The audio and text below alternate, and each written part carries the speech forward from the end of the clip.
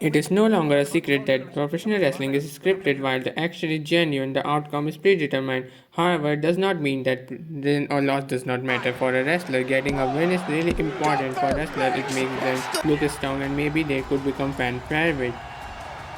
There have been many incidents for WWE superstar refusing to lose a match to maintain their credibility, but on the contrary, there have been some times when a certain WWE superstar refused to win a match and put another talent over, even though the creative team and Mr. Vince McMahon wanted them to win.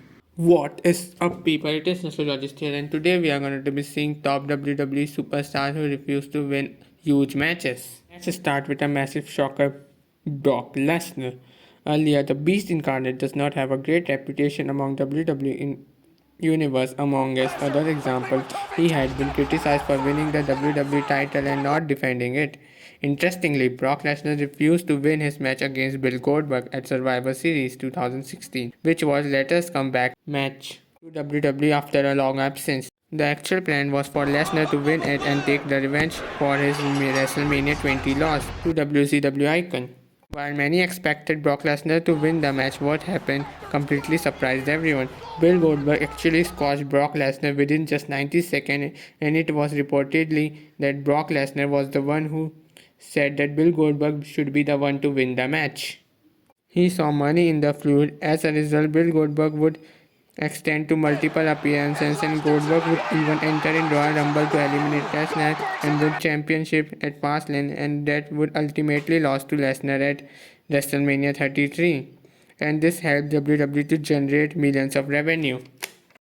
WWE letting Brock Lesnar to break Undertaker's streak at WrestleMania 30 is one of the most controversial decisions in WWE history, with among us WWE fans were not happy. Before Lesnar, WWE wanted Edge to be the one to break Undertaker's undefeated streak at WrestleMania 24.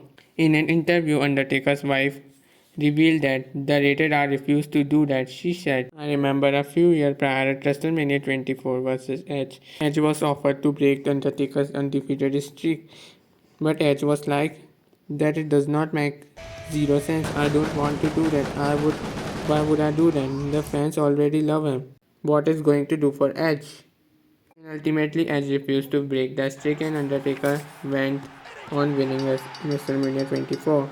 Speaking about Undertaker's streak, by 2005, Randy Orton has already proved himself as a bona fide wrestler and also won the WWE World Heavyweight Championship at SummerSlam in 2004. And not even that, the Legend Killer would also offer the chance to end the Undertaker's undefeated streak in 2005 at WrestleMania 21. Instead of taking a huge win which would make The Undertaker 12-1, Orton refused to win, saying that he did not believe that he is the right person to end Undertaker's streak and also arguing that The Undertaker's streak should never be ended.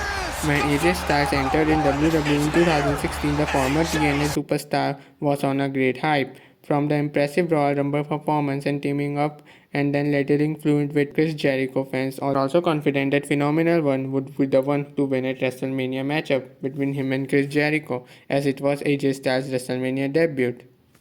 After all, the fans get a massive shocker when Chris Jericho defeated AJ Styles. Despite this, Styles said that he does not mind losing to Chris Jericho. The two have become close friends since AJ Styles' debut. Even though Chris Jericho offered to speak to the management to change the finish, but Styles refused. Shawn Michaels is arguably one of the best in-ring workers in WWE history and had an uncountable iconic feud among WWE superstars. One of the classic feud was in an heated rivalry with Chris Jericho in 2008. The two clashed at Money in the Bank for World Heavyweight Championship. While Michael was originally supposed to win the match, he refused to do that, so knowing that was nearing the end of his career, and therefore he did not need to win a championship to cement his legacy. Not even that, Michaels would give Chris Jericho a really very high profile win to Chris Jericho. At John Cena's debut, he showed ruthless aggression against Kurt Angle, and then he was booked to feud with Chris Jericho, with Jericho picking a win over him in singles match at SmackDown, using his feet on the rope. The next week, Cena teamed up with Undertaker to take on Kurt Angle and Chris Jericho, with Cena pinning Chris Jericho this time with a roll-up. This led to their PPP match at Legends Day. which Chris Jericho was actually the one who booked to win. But Jericho realized Cena's potential and made a call to Vince McMahon a night before the show and told making himself win was a wrong decision. He saw something in John Cena and wanted him to win. Eventually, Vince McMahon agreed and said that if he wanted, he could put John Cena over, and later John Cena would win the match with an roll-up. Kurt Hawkins returned to WWE in 2016 and looked like that he might get some push and win matches, but the opposite happened. He kept on losing every single match. Speaking to Sean Roberts' broadcast, Hawkins revealed an occasion when he refused to win a match and begged WWE to let him lose, which was at main event. Heats later.